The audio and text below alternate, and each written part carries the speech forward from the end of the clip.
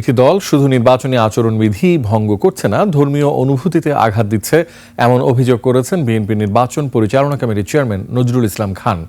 জানান, কিছু কিছু আসনে অন্য স্থান থেকে এনে ভোটার সংখ্যা বাড়ানো হয়েছে। আর জামায়াতের সহকারী সেক্রেটারি জেনারেল এহসানুল মাহবুব জুবায়ের বলেন, নারী কর্মীদের বোরখা খুলে ফেলা, হুমকি ধামকি, সাইবার বুলিং সহ আচরণবিধি ভঙ্গ করে যাচ্ছে একটি দল। মানিক শিকদারের রিপোর্ট। বিদেশ থেকে দেশে রেমিটেন্সের টাকা আসে নিরাপদে, তাই আজই আপনার আপনজনকে বলে রাখুন, রেমিটেন্সের টাকা যেন শুধু নগদেই পাঠায়। ত্রয়োদশ জাতীয় সংসদ নির্বাচন সামনে রেখে রোববার দুপুরে আগারগাঁওয়ে নির্বাচন ভবনে প্রধান নির্বাচন কমিশনার এএমএম নাসির উদ্দিনের সঙ্গে বৈঠকে বসে বিএনপির স্থায়ী কমিটির সদস্য নজরুল ইসলামের নেতৃত্বে 5 সদস্যের প্রতিনিধি দল। বিভিন্ন এলাকায় অস্বাভাবিক হারে ভোটার স্থানান্তর হয়েছে বলে অভিযোগ করেন বিএনপির নির্বাচন পরিচালনা কমিটির চেয়ারম্যান নজরুল ইসলাম খান। বিশেষ বিশেষ কিছু এলাকায় অনেক নতুন ভোটার হয়েছে, যেটা অস্বাভাবিক, এরকম কখনো আগে হয় না। সুষ্ঠু নির্বাচনের জন্য যে কোনো ষড়যন্ত্র মোকাবেলায় ইসিকে সাংবিধানিক আইন প্রয়োগের পরামর্শ দেয় বিএনপি। কিছু জায়গায় কিছু বিচ্ছিন্ন ঘটনা ঘটছে, অপ্রত্যাশিত এবং অনাকাঙ্ক্ষিত ঘটনা ঘটছে।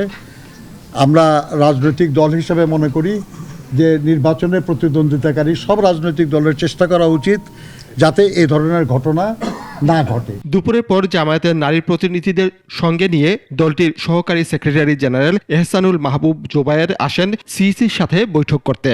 ঘণ্টাব্যাপী বৈঠক শেষে জানানো হয়, জামায়াতের জনসমর্থন দেখে একটি দল অস্থির ও অসুস্থ সমালোচনা করছে।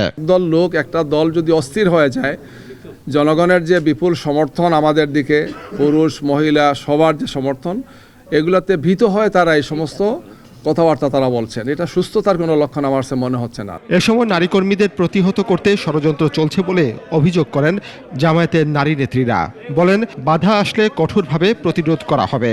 আঘাত করে আমাদের এই গণমানুষের নারীদের অধিকারকে কেউ রুখতে পারবে না, ইনশাল্লাহ এই সাহস আমাদের আছে।